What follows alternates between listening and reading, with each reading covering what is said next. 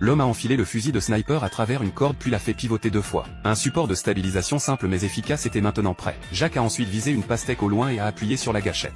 Bien qu'il ait atteint la cible de manière stable, la trajectoire de la balle était légèrement décalée vers la gauche. Alors, il a effectué un léger ajustement avec un tournevis et a visé à nouveau. Cette fois, il a atteint le centre de la pastèque avec précision. Finalement, il a décidé d'essayer d'utiliser des munitions réelles. Il a chargé la balle à mise en chambre à viser, et a facilement fait voler en éclats toute la pastèque.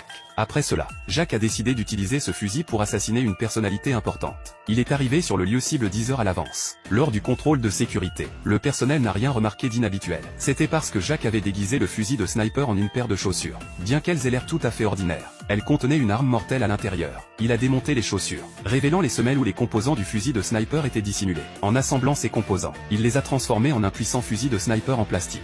C'est pourquoi l'équipement de sécurité n'a pas réussi à le détecter. Quant aux balles, il les a placées dans un étui de téléphone. Avant de passer le scanner de sécurité, il a préventivement mis l'étui dans le bac. Une fois le contrôle terminé, il l'a récupéré sans aucun problème. Déguisé en simple membre du public, il est entré avec succès dans le lieu, puis il s'est dirigé directement vers les coulisses. Il a ouvert avec fierté la porte menant au sommet du bâtiment. Après avoir atteint le toit, il a ouvert le conduit de ventilation et s'y est glissé. Il s'est caché dans cet espace étroit. Ici, il a dû rester dans cet espace confiné pendant 10 heures. À travers les interstices, il pouvait voir clairement tout le lieu. Dans l'espace exigu, Jacques a enlevé ses chaussures, les a démontées, et les a réassemblées en un fusil de sniper. Il l'a placé à côté de lui et a attendu tranquillement que la cible apparaisse. Bientôt, la représentation s'est terminée, et toutes les lumières du lieu se sont éteintes. Jacques était désormais la seule personne restante dans tout le bâtiment. Après un laps de temps inconnu, des membres du personnel sont venus inspecter la zone. C'était le signe que la cible était sur le point d'arriver. À l'entrée du lieu, l'équipe de sécurité avait amélioré le système d'accès et déployé des gardes supplémentaires. Mais quoi qu'il arrive, ils n'auraient jamais deviné que Jacques s'était infiltré dans le lieu un jour plus tôt. Ensuite,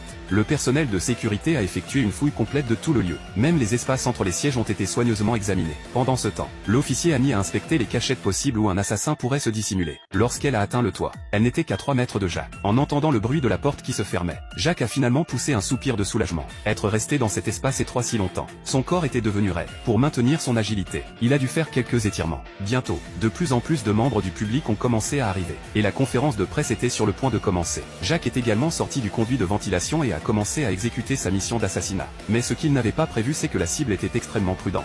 Un grand panneau de verre pare-balles avait été placé devant lui. Si Jacques tirait sans discernement, il ne ferait que échouer. Donc, Jacques est resté immobile, attendant patiemment le moment parfait pour tirer. S'il apparaissait en dehors de la vitre, sa mort serait certaine. Mais juste au moment crucial, un autre assassin est apparu.